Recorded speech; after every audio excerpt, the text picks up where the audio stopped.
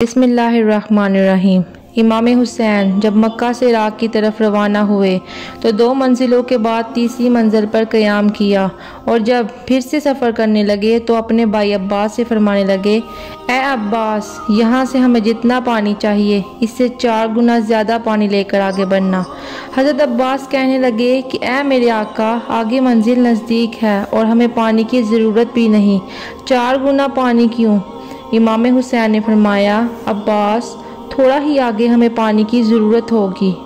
जनाब अब्बास ने इमाम हुसैन की आवाज़ पर लब्बैक कहा और 4 गुना ज़्यादा पानी लेकर आगे बढ़ने लगे कि इमाम हुसैन ने अपने साथियों से कहा कि फ़लाँ सिमत की तरफ देखो, कोई आ तो नहीं रहा।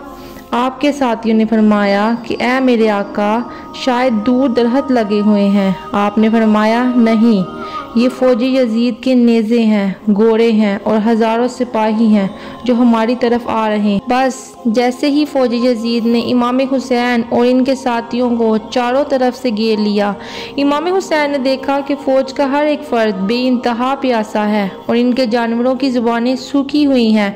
इमाम हुसैन ने फरमाया, अब्बास, जो पानी मैंने तुम्हें ज़हीरा करने के लिए दिया था वो इस लश्कर को पिलाओ। गाजी अब्बास ने यजीद की फ़ौज को पानी पिलाया और जो पानी बचा वो इनके जानवरों को पिलाया।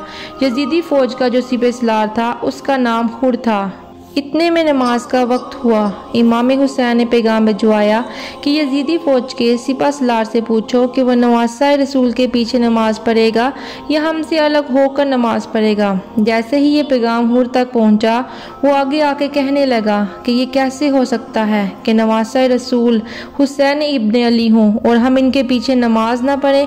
तो सिपहसालार ने जैसे ही इमाम हुसैन के पीछे नमाज पढ़ना शुरू की, फ़ौज यजीद ने भी इमाम हुसैन के पीछे नमाज पढ़ना शुरू कर दी। बस जैसे ही नमाज खत्म हुई, इमाम हुसैन आगे बढ़ने लगे तो यजीदी फ़ौज का सिलार हुर आगे बढ़ा और कहने लगा, ए हुसैन, मुझे आपका रास्ता रोककर आपसे बैत लेने का हुक्म है।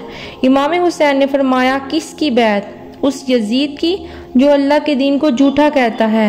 ए हुर, तेरी नमाज और तेरे सजदों से वाज़िह है कि तू अल्लाह के रसूल पर ईमान रखता है। पूछ अपने ज़मीर से, क्या तू दिल से यजीद की बैत करता है, इस्लाम को झूठा समझता है? मेरे नाना अल्लाह के रसूल हज़रत मोहम्मद सल्लल्लाहु अलैहि वसल्लम की नबूवत से इनकार करता है और नज़र झुकाने लगता है। इतनी देर में इमाम हुसैन जैसे ही आगे बढ़े तो खुद आगे बढ़कर इमाम हुसैन के घोड़े की रकाब को पकड़ते हैं। इमाम हुसैन नज़रों को उठाकर फरमाते हैं, ए हुर, क्या चाहते हो कि तुम्हारी माँ तुम्हारे गम में रोए? हुर फिर से नज़रें झुकाने लगता है और कहने लगा है, ए फातिमा के बेटे, अगर आपकी माँ फातिमा रसूल अल्लाह की बेटी न होती तो मैं भी कुछ कहता। इमाम हुसैन ने हुर की निगाहों को देखा कि इसके दिल में आले रसूल का इश्क है। आप फरमाने लगे, ए हुर, हमारे साथ चलो, हम अपनी मंजिल पर खुद रुकेंगे। हुर की इतनी मजाल ना थी कि इमाम हुसैन को कुछ कह सके और यूं इमाम हुसैन और इनका खानदान और इनके पीछे फ़ौज यजीद चलते चलते एक जगह पर रुके। इमाम हुसैन ने चारों तरफ देखा। जनाब अब्बास से फरमाया, जाओ पूछो कि इस ज़मीन को क्या कहते हैं। लोगों ने कहा, नैनवा कहते हैं, मारिया कहते हैं। एक बूढ़ा आके ये फरमाने लगा कि इस काफिले को यहाँ से चला जाए क्योंकि इस ज़मीन को करबला कहते हैं। ये ज़मीन मुसीबतों की ज़मीन है। इमाम हुसैन ने फरमाया, इस ज़मीन का मालिक कौन है? आसपास के लोग जो इस ज़मीन से ताल्लुक़ रखते थे आने लगते हैं। फिर आपने बनी असद के लोगों से 60,000 दरहम देकर इस ज़मीन को खरीद लिया और जनाब अब्बास से फरमाया, अब्बास, हैमे नस्ब करो। यह खबर जब यजीद तक पहुंची कि हमारी फ़ौज का सलार हुर इमाम हुसैन के साथ अदब से चल रहा है तो ये कैसे मुमकिन है इनको कत्ल करेगा। तो उमर बिन साद और शिमर से कहा कि जाओ, हज़ारों की फ़ौज लेके हुसैन को चारों तरफ से घेर लो और हुर को उसके अहदे से हटा दो। मुझे हुसैन का सर चाहिए। तारीख में है कि इस फ़ौज ने आते ही सबसे पहले हुक्म नाफिज किया कि आले रसूल के हैमर को नहर से हटाया जाए। जनाब अब्बास ने जलाल दिखाया। इमाम हुसैन ने फरमाया, अब्बास, सब्र कर। मेरे नाना ने मुझे पहले ही बताया था कि हमारे खून से इस्लाम बचेगा। दुनिया ने आले रसूल की शुजाअत तो देखी है, अब रसूल अल्लाह के खानदान का सब्र देखेगी। नहर से हैमर को हटाया गया और 7 मुहर्रम को इमाम हुसैन का पानी बंद कर दिया। 7 मुहर्रम से 9 मुहर्रम तक जब हुर ने देखा कि सबसे पहले नवासा रसूल का रास्ता मैंने रोका है, मैं क्या मुंह दिखाऊंगा अल्लाह के रसूल को, क्या मुंह दिखाऊंगा इनकी बेटी को, जब रोज़े महशर अल्लाह मुझसे सवाल करेगा, हुसैन के कातलों में मेरा नाम आएगा। जनाब हुर अपने हैमे में सुनते हैं कि इमाम हुसैन के हैमों से मासूम बच्चे हाय प्यास की सदा बुलंद कर रहे हैं। जनाब हुर अपने सर को पीटता है और चीख कर रोता है कि अल्लाह मुझे माफ़ करना। बस जैसे ही 10 मुहर्रम का सूरज तुलू होता है, हुर अपने बेटे से कहता है कि मेरे हाथ रस्सियों से बांधो और मुझे मेरे आका हुसैन की खिदमत में ले चलो। इमाम हुसैन के कदमों में बैठकर जनाब हुर फरमाते हैं, ए नवासे रसूल, इस गुलाम को माफ़ कर दे, मैं आपके कदमों में कुर्बान होना चाहता हूँ, मैं आपके कातलों में शामिल नहीं होना चाहता। इमाम हुसैन ने जनाब हुर को फरमाया, ए हुर, रहती दुनिया तक मेरे चाहने वाले तुझे सलाम करेंगे, तू दुनिया की दौलत को ठुकरा कर रसूल अल्लाह की शफाअत को पाने चला है। ए हुर चला जा, मैंने तुझे माफ़ किया। जनाब हुर रोकर कहते हैं कि मैं आपके कदमों में कुर्बान होना चाहता हूँ। जैसे ही जनाब हुर को इजाज़त मिली, आपका बेटा कहने लगा, ए मेरे बाबा, ये मुझसे बर्दाश्त नहीं कि मैं ज़िंदा रहूँ और मेरे बाबा मेरे सामने शहीद हो जाएं। पहले मुझे इजाज़त दीजिए कि मैं मैदान में जाऊँ। जैसे ही जनाब हुर के बेटे को इजाज़त मिली, आप मैदान में गए और शेर की तरह हमला किया।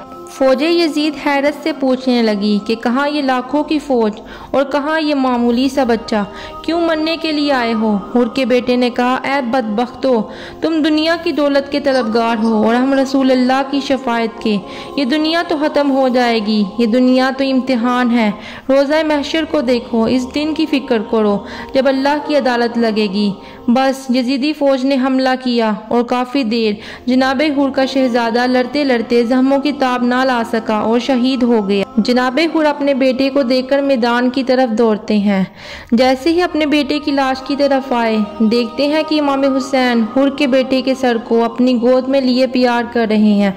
हुर ज़मीन पर बैठ गए और फरमाने लगे, ए हमारे आका, ये गुलाम ज़ादा है। इमाम हुसैन ने फरमाया, ए हुर, औलाद का ज़ख्म दुनिया का सबसे बड़ा ज़ख्म होता है। कभी किसी बाप को जवान बेटे की लाश उठाना ना पड़े। ए हुर, तू तकलीफ ना कर, तेरे बेटे की लाश हम उठाएंगे। बस फिर जनाब हुर भी मैदान में आके शेर की तरह कहने लगे, ऐ जालिमों, देखो मैं तुम्हारी फ़ौज का सलार था, लेकिन मेरा ज़मीर मुझसे झंझोड़ कर कहने लगा कि हुसैन जन्नत का सरदार है। अल्लाह के रसूल ने फरमाया था कि मेरे हुसैन का ख्याल रखना, इसको तकलीफ़ ना देना। ऐ लोगो, ये रसूल अल्लाह का ख़ानदान है, इनकी रगों में रसूल अल्लाह का खून बहता है। क्यों अपने मुकद्दर में दोज़ख को लिखते हो? खुदा की कसम, यजीद की दौलत, यजीद की ताकत अल्लाह की ताकत के आगे कुछ नहीं। इतने में शिमर और उमर बिन साद कहने लगे, कहीं ये हमारी फ़ौज को बागी ना कर दे, जाओ हमला करो। और चारों तरफ से हुर को घेर लिया। जनाब हुर शेर की तरह फ़ौज यजीद पर हमला करते रहे और बिलाखिर फ़ौज यजीद ने तीरों की बारिश जनाब हुर पर कर दी और यूं 250 का लश्कर इकट्ठा होकर हुर पर टूट पड़ा। एक तरफ तीरों का लगना था और दूसरी तरफ इस फौज का हमला था।